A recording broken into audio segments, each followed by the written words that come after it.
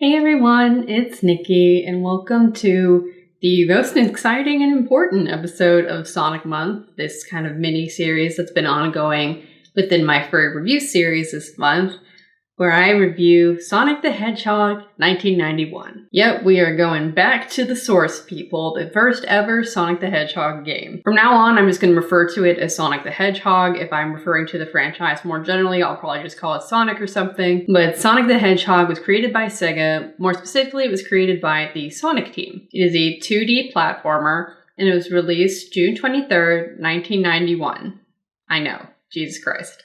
I think many of you already know the basic gist of what the game is about, but you play as Sonic, who is this anthropomorphic blue hedgehog who loves to run really fast as he travels through a bunch of themed zones, starting off in Green Hill Zone, where he is attempting to thwart Dr. Robotnik, or Eggman in the original Japanese version, as he captures animals and turns them into robots. While doing this, you're also trying to collect the 6 Chaos Emeralds, as opposed to the 7 it would be in later games, and doing so will unlock a special ending. This is my first video game review. I'm not much of a capital G gamer. I played like Toontown and Club Penguin when I was younger, so I'm still kind of working out the kinks on the format of this episode, as opposed to discussing stuff like movies or books, which are less interactive. I wanted to first just talk about some of my favorite aspects of this game. I just wanted to start off with the music. The music in this game, which is, I think, something that Sonic is kind of iconic for as a franchise, is just absolutely awesome. It just slaps, except for maybe Labyrinth Zone, but I may just be biased because I hated Labyrinth Zone because I was really bad at it. But yeah, but the music is great. It's this just, well, I guess it's technically not 8-bit, I guess it's 16-bit, but it's this really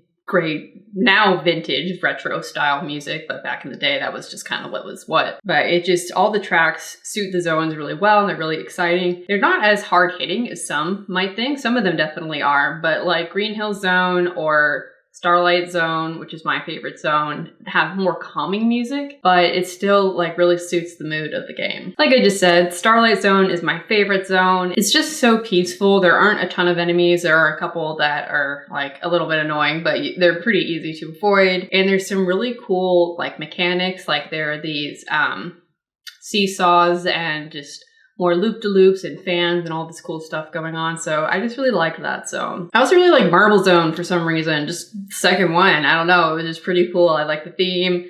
I like the underground nature of it, and I really like the Marble Zone, although those caterpillar badniks are my nemesis. I absolutely hate them. I got hit by them so many freaking times in that level, and in the penultimate zone in the game as well. Speaking of evil caterpillar badniks, the badnik sprites, the sprites of the enemies throughout the game are really good. I really like them. They're all unique and they have kind of their own unique movements and patterns that you can learn. They're not super hard or anything like that, but I just like the design. I also like the concept of like capturing animals to put them in robots. It's just so sinister and just so bizarre, and I really like that aspect too. In addition to the badnik sprite, Sonic himself also has a great sprite. He has some really fun animations and expressions, particularly his idle animation. Unlike a lot of characters at the time who would just kind of stand there and wait for you to move, he'll like directly look at you.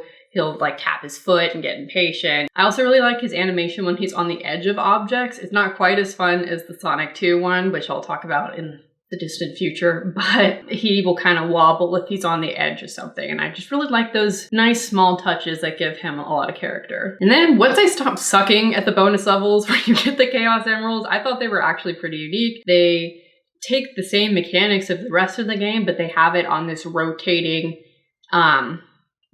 background, and like there are certain things you can hit to get it to rotate clockwise or counterclockwise. They're a little bit frustrating to learn, at least for someone who is like this unaccustomed to gaming like me, but once I got not terrible at them, I thought they were pretty cool. They also have this like weirdly ominous background, just of these surreal like doves and this music. I would say the music in those zones can get a little grating, but I think it's just this like kind of circus type music.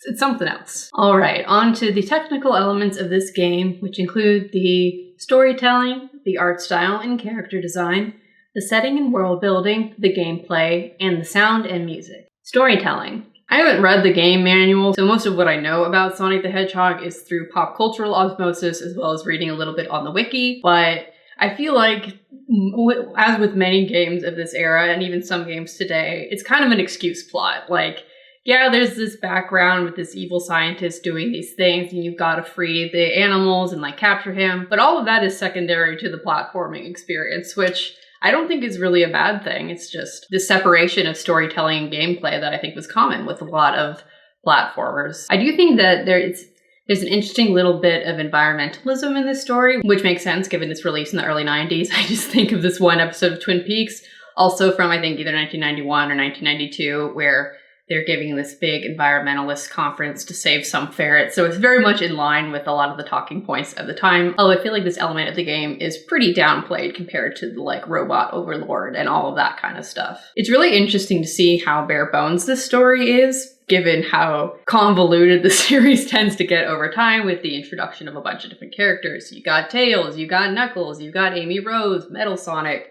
Shadow. You've got all these different plots that are definitely more story-based, both in terms of like obviously the cartoons and stuff, and comics need a story as opposed to games, but even the games became a lot more story-focused than this very bare-bones original, which is just interesting how games and franchises develop. Art style and character design. Who doesn't love the classic 8-bit, or in this case 16-bit, pixel art style of vintage video games? I mean, come on. And despite the low kind of resolution of this game, everything is pretty clearly demarcated. I was never mistaking things for like the background or foreground. Like it was always pretty easy to tell where Sonic was, where the bad guys were. Sometimes the game was being tricky on purpose, but you know, that was not accidental. Or like, I was just watching a review of Bubsy, another iconic platforming game, shall we say. And the reviewer was talking about like constantly confusing what were NPCs and what were like just background stuff. And I feel like this game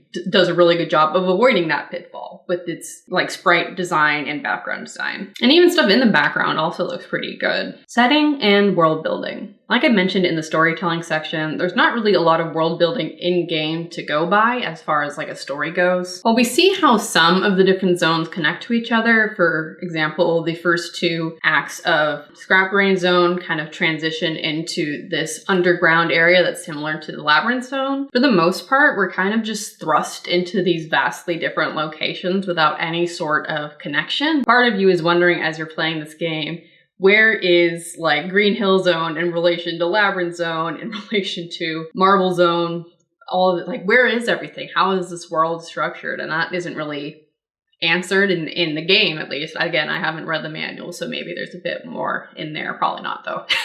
This contrasts with some of the more modern games like Sonic Mania, where there are some kind of cutscenes or transitions between zones, so we see how these different worlds are connected, which I think is really cool, and I'm glad they do that in some newer games. And I think it is a little bit of a nitpicky drawback to this game, but you know, it's nice to see how the world is built and not just like, even if there was some like map, you know, that shows where everything is.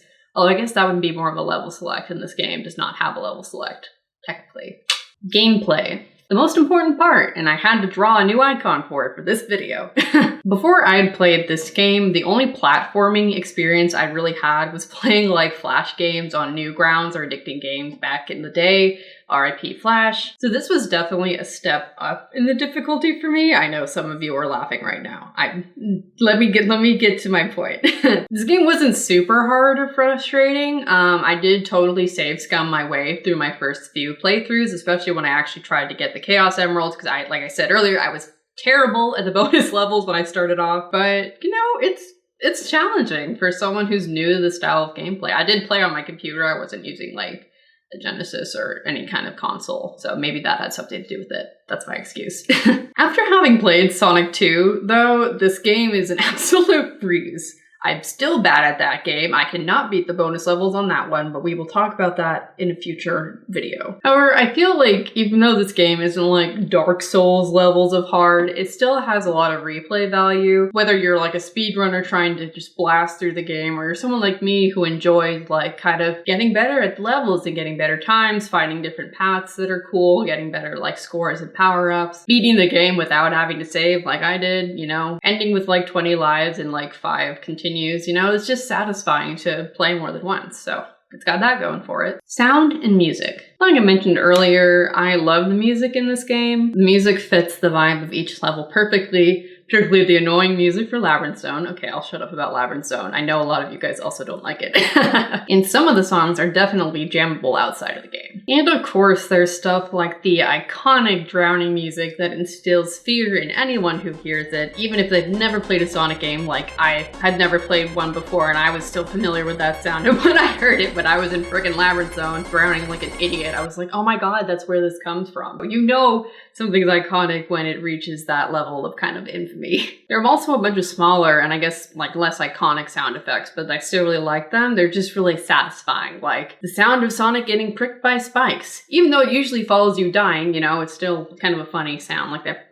There's also the sound of like crushing certain metal objects. It's just like, yes, like, it's satisfying. There's nothing else to say. So this is usually the part of the video where I start to wrap up and I talk about comparisons with other media. And while this game is not like the most original thing on the planet, like it was kind of developed as the antithesis of Mario, so Mario kind of had to exist for it to exist, you know, to kind of build that relationship. But rather than this talk about that kind of thing, I just wanted to mention how this game and this franchise has been the basis for so many like things to come off it, whether it's a blatant ripoff or it ended up becoming something new and unique.